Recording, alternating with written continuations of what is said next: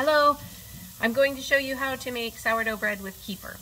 So the first thing you're going to do is strain your kefir grains out of your kefir. So this is my leftover kefir.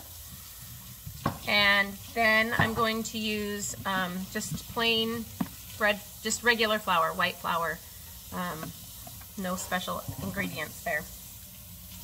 I'm going to measure equal parts of kefir and flour into a jar.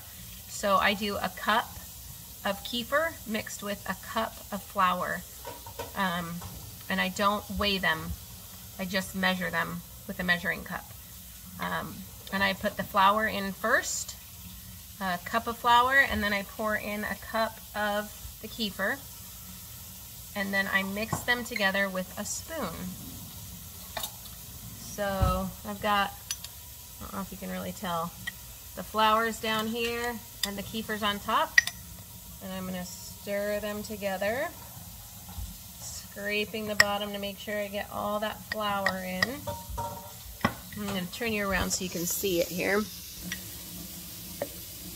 So I'm just going to stir. Once it's all mixed like that, I put the lid on it and I leave it for about 8 hours until it's nice and bubbly, and I'll come back and show you that. You can even leave the lid off, but then it tends to dry out a little bit on the top, so I will put the lid on. Okay, it's the next morning, so my starter has been sitting for about 24 hours. I didn't get around to doing it last night, so this is what it looks like now, nice and bubbly. And I use this bread pan. It's a LaQ. It's just a silicone bread pan that latches on the top. Put it on my scale and zero it. Let's see if we can get that focused there. There we go. And I'm going to pour in 90 grams of starter.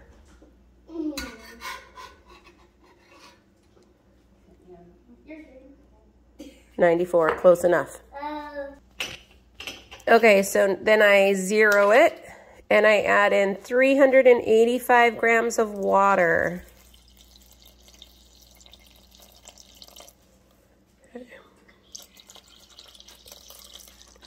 It's a little less than 2 cups. Doesn't have to be totally exact, just close. Okay. Okay, then I zero it and I add 12 grams of salt. I usually use kosher salt, but I'm out. So I'm just using regular table salt. 12 grams. Then I just use a regular fork and I stir that all together to try and get the starter dissolved with the water and the salt. Once it's mostly mixed, I'm going to zero it again and add my bread flour. Okay, I prefer King Arthur's bread flour, but all I have right now, gold medal. So, results with King Arthur, but we're gonna do gold medal because it's all I have. So I'm gonna dump in 520 grams of this bread flour and make sure it's zeroed out. And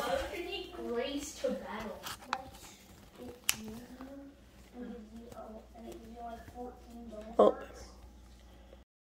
sorry, that took 2 hands. So I have 520-ish grams of flour in there. Okay, I took it off the scale and I'm just gonna stir it up now. So I'm gonna pause and then I'll show you. I'm just stirring it with, I found a spoon works better because I can scrape the sides.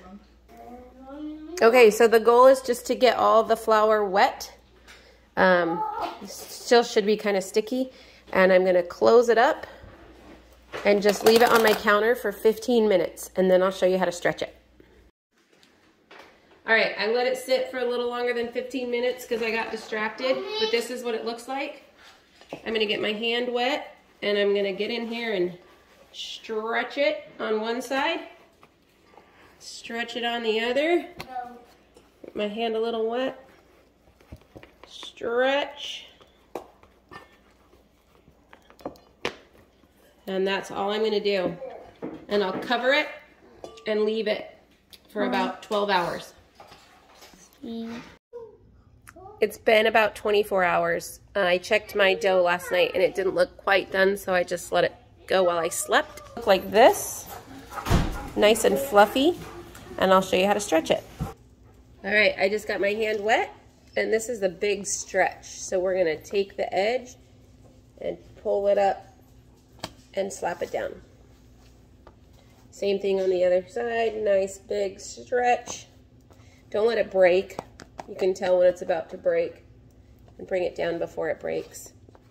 After this, I'm gonna leave it just in here. I'm gonna close it up and I'm gonna stick it in the fridge for about an hour so it can get firm so I can cut down the middle. Here's the dough. I'm going to cut it down the middle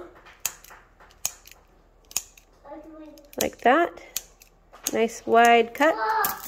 Seal it back up, and I'm gonna put it in the oven. I have my oven set at 450. It's a steam oven, but I do it with convection. Stick it in here. Make sure it's sealed, and I'm gonna set it for 20 minutes. All right, now I drop this down to 400, or because it's convect, I'll do 400 if I can. That's weird.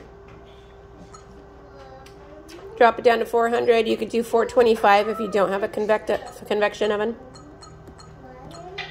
And, oops, I will open the bread. Open a metal.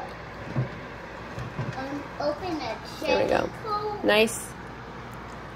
This will let it brown up. Timer went off. Go ahead and pull the bread out. Should be nice and dark and crispy.